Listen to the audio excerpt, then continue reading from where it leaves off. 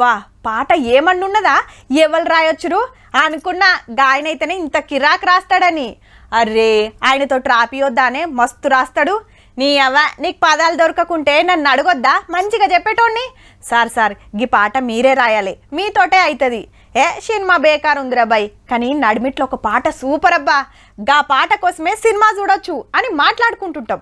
మనకు తెలియని ఎన్నో మంచి మంచి పాటలకు సలహాలు ఇచ్చిన ఓ సార్ గురించే గీ వార్త. పాటల గురించి చెప్పి కేసీఆర్ సార్ను చూపిస్తున్నారే దాన్ని పరిశాన్ కాకుండ్రే. సారు తోపు రాతగాడు. మళ్ళా ఒక పాట రాస్తుంటే నేను చెప్పిన సుద్దాల అశోక్ రాస్తా ఉన్నాడు. ఆయనకు రాయవస్తలేదు. ఏం లేదు రాయి నేను చెప్తా రాయని చెప్పి పోషమ్మ బోనాల శివసత్తులాట మనసంతమే కదా బతుకమ్మ పాట అని చెప్పింది. అట్లా రాసి పడేసి సూపర్ హిట్ అయింది అది. గదన్నట్టు సుద్దాల గారి పాటలు దిద్దింది సారేనట. చివరికి లైన్లు కంపల్సరీ రాయబాయ్ బాబా అని చెప్పి రాపించింది నేనే. సిపాయిల తిరుగుబాటు విఫలం అయ్యిందని అనుకుంటే దేశానికి వచ్చేదా స్వాతంత్రం, రాజీలేని పోరాటమే విజయం సాధిస్తుంది, ముమ్మాటికి తెలంగాణ రాష్ట్రం వచ్చి తీరుతుందని నేనే రాపించాను. ఇప్పుడు ఇంకొకటి, గుంటూరు జిల్లాలో గుంటెడు జాగ అడిగినామా, విజయవాడ పట్టణంలో వీసమెత్తు కోరినామా.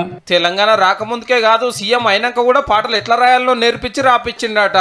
దళిత బంధు పాటలు రాస్తే బాలసేని రప్పించి ఓ 20 మంది కళాకారులను రప్పించి నా పొలం కాడ కూర్చొని ఫామ్లా వారం తిప్పలవాడు రాసినాం.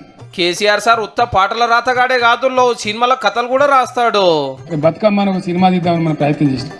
నేనంతా రాసి పెట్టినట్టు కథ కానీ మన తెలంగాణలో దుర్మార్గులు ఎక్కువ కదా. వాడు దండన పోయి రిజిస్ట్రేషన్ చేసి వాడు మొదలు పెట్టింది దుకాణం. వాడు ఏం చేయలేదు సన్నాసాలు ఏం లేదు. అందశ్రీ గారి ఆలోచనకు అందకుంటే జే జే హే తెలంగాణ పాటకు మంచి మంచి పదాలు చెప్పినా సోడు సోడు నల్లగొండ పాట నేనే రాసిన అని ఎన్నో మాటలు చెప్పే. గంత బిజీలుండి కూడా గిన్ని పాటలు రాసిండంటే మామూలు ముచ్చటనా. కానీ ఒక్కటంటే ఒక్కటి కూడా సార్ పేరుతోటి లేకపాయే. ఇంకో ముచ్చట మీకు తెలుసునో లేదో, జైపోలో తెలంగాణ సినిమాల గారడి చేస్తుండ్రు గడిపిడి చేస్తుండ్రు అనే పాటను రాసింది కూడా సారే. సినిమాల పేరు కూడా వేసిండ్రు.